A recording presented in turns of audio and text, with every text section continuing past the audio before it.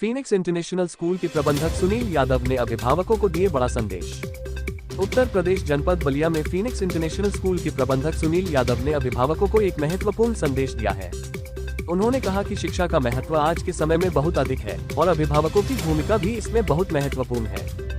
सुनील यादव ने अभिभावकों से आग्रह किया कि वे अपने बच्चों की शिक्षा में रुचि लें और उनकी प्रगति की निगरानी करें। उन्होंने ये भी कहा कि अभिभावकों को अपने बच्चों को स्वतंत्र रूप से सोचने और अपने निर्णय लेने की क्षमता विकसित करने में मदद करनी चाहिए। इसके अलावा सुनील यादव ने अभिभावकों से आग्रह किया कि वे अपने बच्चों की शिक्षा में शिक्षकों के साथ मिलकर काम करें और उनकी प्रगति की समीक्षा करें। मेरा नाम सुनील कुमार यादव और मैं फिनिक्स इंटरनेशनल स्कूल निमिया पोखरा कटरिया लावलपुर बलिया। बात करें सर, विद्यालय प्रांगण में कैसा अभिभावक सम्मेलन मनाया गया, क्या कुछ रहा आज के दिन?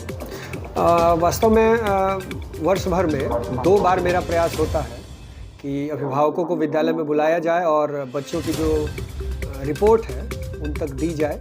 साथ ही साथ जो विद्यालय की अपेक्षाएं हैं अभिभावकों से और अभिभावक की अपेक्षाएं हैं जो विद्यालय से, उनको भी एक दूसरे से साझा किया जाए, शेयर किया जाए, ताकि बच्चे का जो सर्वांगीण विकास है, हॉलिस्टिक डेवलपमेंट है, उसके लिए हम लोग बेहतर तरीके से काम कर पाएँ।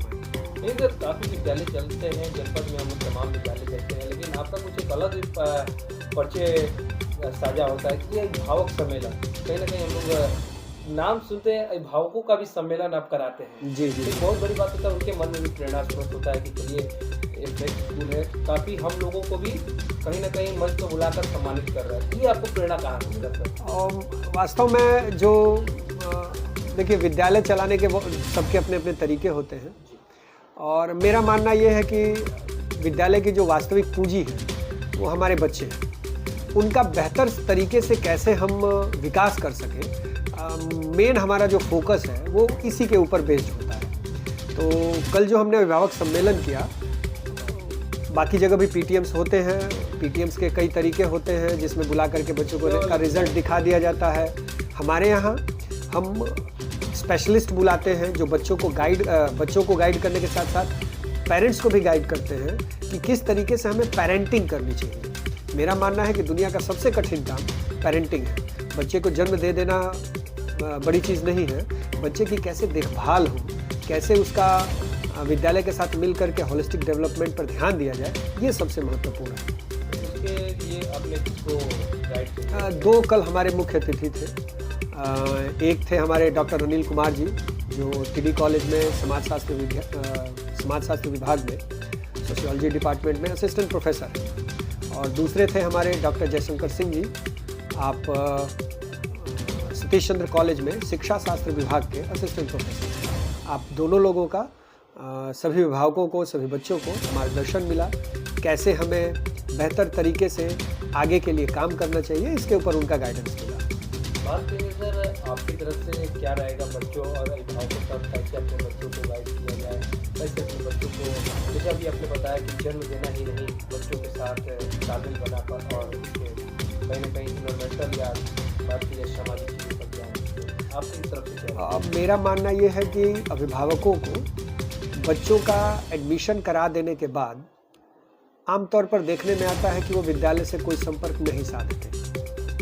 मेरा मानना है कि अभिभावकों को महीने में कम से कम एक बार अपने व्यस्त समय में से निकाल करके और प्रिंसिपल से या उनके क्लास टीचर से निश्चित तौर पर मुलाकात करें, जिससे ये पता चल सके कि बच्चे का जो डेवलपमेंट है वो उनके अनुरूप, बच्चे के अनुरूप, विद्यालय के अनुरूप चल रहा है या नहीं चल रहा है। लेकिन सर बात करें कि जिस तरह भाग दौड़ की ज़िंदगी में कहीं ना कहीं मोबाइल बच्चों के साथ तालमेल बना चुका है, मोबाइल लोगों के साथ जुड़ चुका है, यह व्यस्त ज़िंदगी में काफ़ी अभिभावक मोबाइल में डूबे रहते हैं, लेकिन ये नहीं बच्चा पास में क्या कर रहा है क्या नहीं कर रहा है, वो मोबाइल में डूबे रहते हैं, बच्चे को मोबाइल में भी डुबा के रखते हैं। 2 बातें कहूँगा इस पर मैं। पहला ये कि अगर मैं झूठ बोल रहा हूँ तो मैं आपसे अपेक्षा नहीं कर सकता कि आप सत्य बोलें।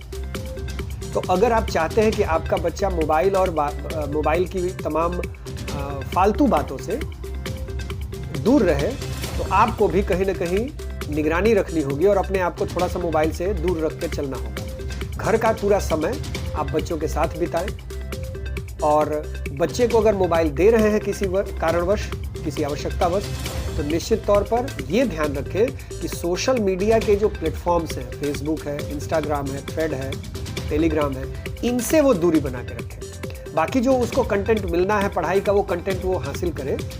बहुत अच्छी चीज़ भी है और उतनी ही खराब चीज़ भी है। तो जो अच्छी चीज़ है उसको वो ग्रहण करे, बुरी चीज़ों से दूर रहे, इसका प्रयास करें।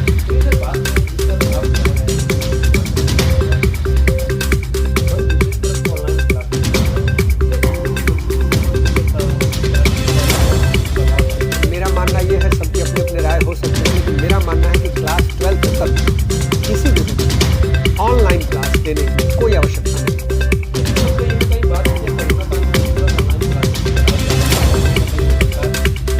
बेकार नहीं। क्या होता है कि कोई भी नियम जो बनता है वो नियम देश काल और परिस्थिति के अनुसार बनता है। उस समय क्या था कि उस समय हमारे पास कोई दूसरा विकल्प नहीं था। अब जब फिजिकल क्लासेस शुरू हो चुकी है तो अब उसकी कोई आवश्यकता नहीं।